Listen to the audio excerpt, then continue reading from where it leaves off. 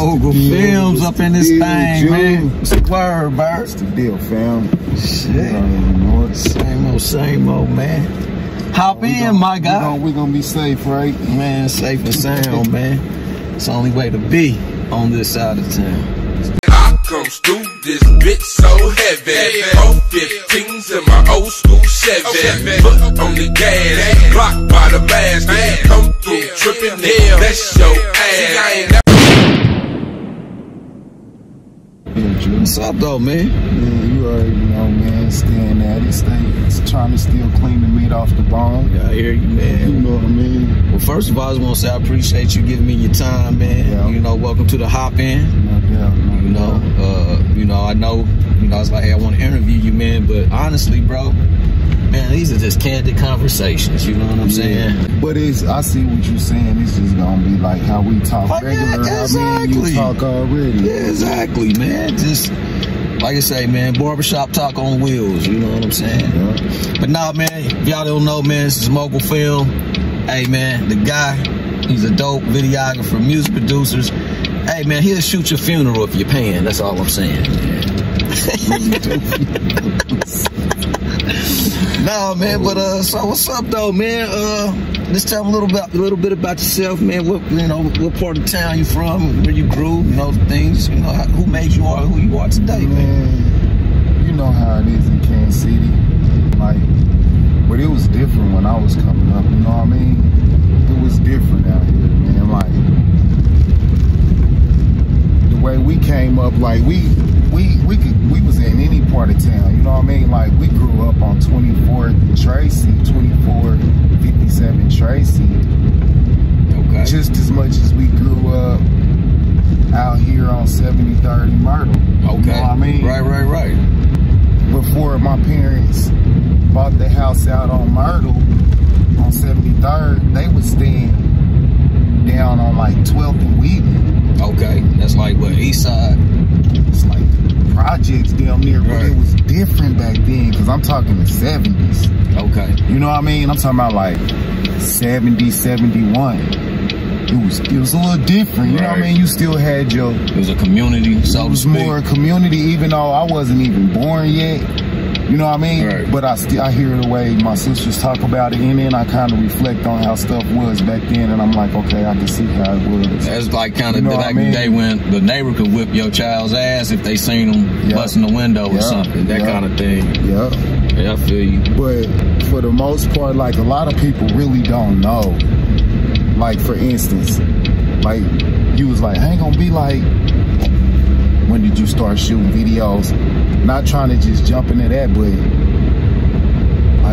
I ain't really been shooting music videos and films and short films and stuff like that my whole life, but I always wanted to do it. And it was times when I was young and my mama would have a camcorder.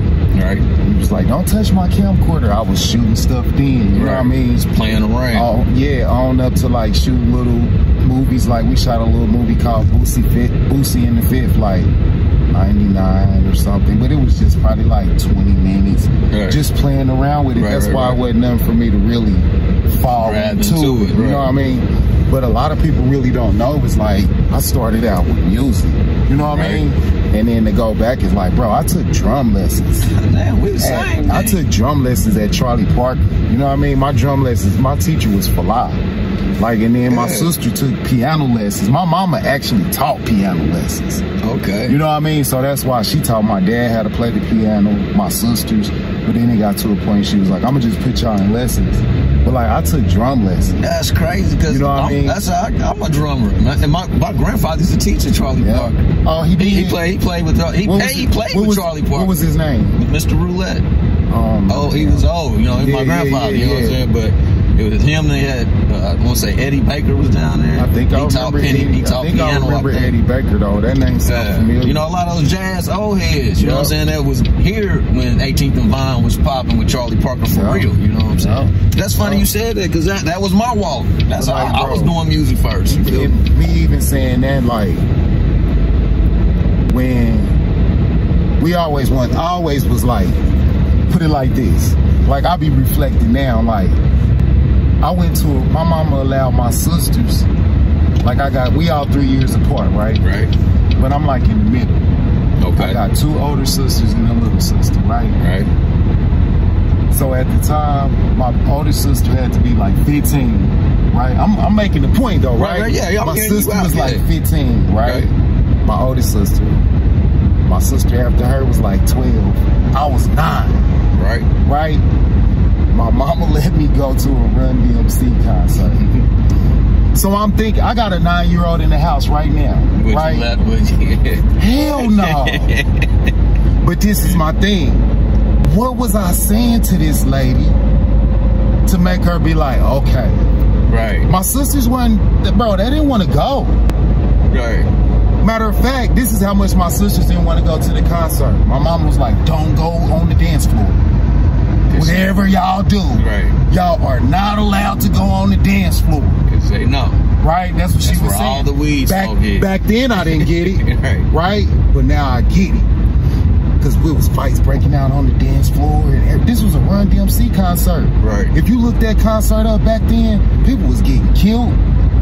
Like in LA and different cities, like that wasn't no leather tour, bro. That was the Raising Hell. Raising Hell, yeah. That wasn't that. You know what I mean? It was rap. So it was a rap What was I saying to this lady for her to allow me to do this? And my sisters, bro, it wasn't like we gonna take Michael with us because no, my sisters did me like this, bro. Here go the seat. Here's our seat. Don't move.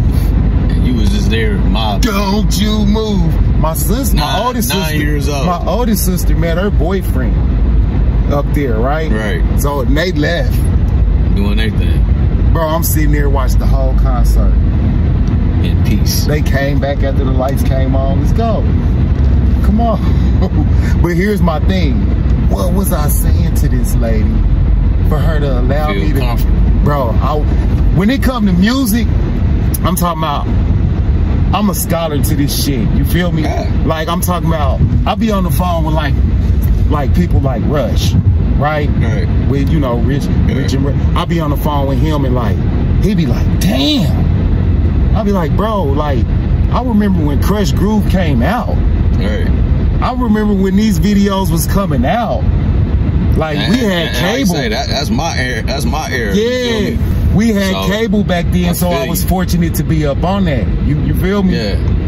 And I'm also fortunate that my sisters put me up on like the Prince and the Billy Joel's, but my thing is I always had a real thick musical background, right? Before the industry got oversaturated the way it is today, bro, I knew everything that was out. Yeah. I'm talking about everything that was out. I knew who was producing it. I knew what they record labels was. We used to flip all the CD covers over. That was huge. Man, now nobody don't even care about nothing. Bro, my point, I was producing first. Right? When I came home from prison the first time in 97, 96. Bro, I had a studio in the back of my house in like 98. Right. We was making our own beats. You feel me? Who was you mobbing with back then, man? The OG, Clarence Henderson, a lot of people know, but he was more just less like the big homie who was, you know what I mean, just, y'all want to do music? Okay, I'm gonna show y'all. Not he would put in, but he was like, dudes nowadays don't got no big homies, right? If they do, they ain't teaching them shit. Bro, and that's my point. He was showing us how to buy our beat machines. Feel me? Right. I was the one who was like, it's a Quigley Music right around the corner on Truce on 78th and Truce. That was me because, and the reason why I knew about Quigley's is because we used to go there and buy drumsticks and new drum pads. And so I knew about the Quigley's, but big homie was like, I'm gonna show y'all how to get the money to buy the stuff. Right. You feel me? Right. So with his nephew, Jason Hall, my baby mama's little brother, Deotis Dean, his nephew, and a couple of little chill and little homeboys. But like back then, that was when that era, making that money, out overweight. See, like now, it ain't nothing. But like back then, it was like trash bags, like what we gonna do with these ones? Right. You know what I mean? And then like you still wasn't really, you had to really be getting some money for people to even say, you balling. You can have like 10 bands now and people like, you balling. Right. But yeah, I was kind of messing with them and stuff. And then like JP. Okay. You know what I mean? JPZ messing with E40. And then like they come along. And how'd y'all hook up? I met him, bro. I met JP because I know he was heavy in the cars. One of the homeboys, and that's the thing, like when I met JP, I was riding on Dayton's and Vogues, you know what I mean? And the whole clique was though, you know what I mean? And JP was only like 14, 15. Right. Feel me? And I'm like, what, 9 years older than JP. So I was like 24. You know what I mean? Right. But like, it was just a little kind of like, dang, these niggas, about the cars. When you young, that type of shit. Your perception, right. I had a studio in the back of my house. You know what I mean? Right. But how we met was JP was coming over, but he was going through somebody, and I didn't know it was him. You got him? No, it's just he was, and I'm like, I'm looking at the person who's coming over, and I'm like, this ain't you. And I found out it was him, and that's how we got cool. That's a hard ass baby right there.